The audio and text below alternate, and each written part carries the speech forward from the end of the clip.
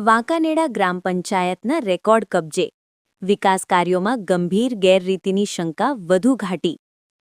વડોદરા જિલ્લાના ડેસર તાલુકાની વાંકાનેડા જૂથ ગ્રામ પંચાયત બાબતે ઉઠેલા ગંભીર પ્રશ્નોએ હવે તંત્રને કડક કાર્યવાહી માટે મજબૂર કરી દીધું છે. તારીખ 24/11/2025ના રોજ વાંકાનેડા જૂથ ગ્રામ પંચાયતના ગ્રામજનો તથા અરજદારો દ્વારા પ્રથમ વખત માનનીય જિલ્લા વિકાસ અધિકારી શ્રી વડોદરા સમક્ષ લેખિત આવેદન રજૂ કરવામાં આવ્યું હતું. આ આવેદનમાં પંચાયતના મહત્વના રેકોર્ડ ગાયબ હોવા તેમજ કાગળ પર દર્શાવાયેલા વિકાસ કાર્યો વાસ્તવિક સ્તર પર અસ્તિત્વમાં ન હોવાની ગંભીર બાબતો રજૂ કરી નિષ્પક્ષ અને કડક તપાસની માંગ કરવામાં આવી હતી.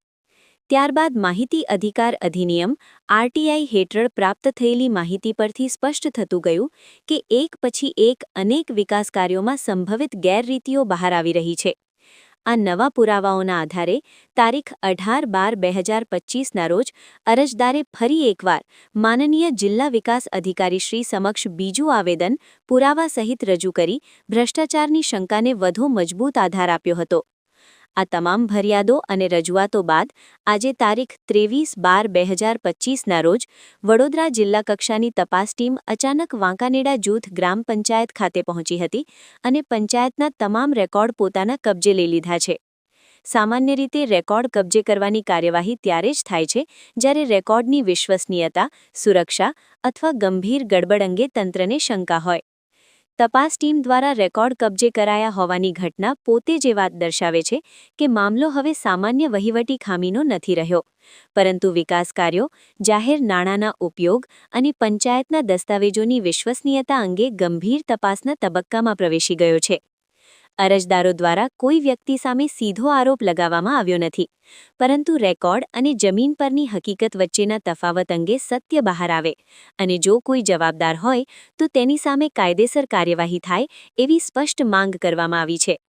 જિલ્લા કક્ષાની તપાસ ટીમે રેકોર્ડ કબજે કર્યા એ પોતે જ ઘણું કહી જાય છે. હવે સત્ય બહાર આવવું અનિવાર્ય બની ગયું છે. રિપોર્ટર કિરણસિંહ સોલંકી, ડેસર.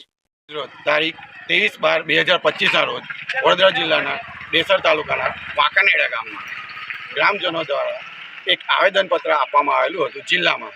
તે સંદર્ભે જિલ્લામાંથી એક તપાસ ટીમ આવી હતી. તેણે પંચાયતના બધા જ રેકોર્ડો પોતાના કબજામાં લઈ લીધા છે, જે ખૂબ જ ગંભીર બાબત છે. હવે અમારે એક જ આશા છે કે તેની નિષ્પક્ષ અને સંતોષકારક પરિણામ આવે. રોજ તારીખ 23/12/2025ના રોજ વાંકાનેડા ગામે જિલ્લામાંથી આવેદનપત્રો અગાઉ અપાયા હતા. એના સંદર્ભે પંચાયતની તપાસ માટે જિલ્લામાંથી જે તપાસ ટીમ આવી હતી તે વાંકાનેડા પંચાયતના સંપૂર્ણ રેકોર્ડો લઈ ગયા છે. બરાબર. હવે એ રેકોર્ડો મુજબ પંચાયતની ખરેખર તપાસ થવી જોઈએ અને જે ભ્રષ્ટાચાર થયો હોય તો ભ્રષ્ટાચારને ખરેખર સજા થવી જોઈએ.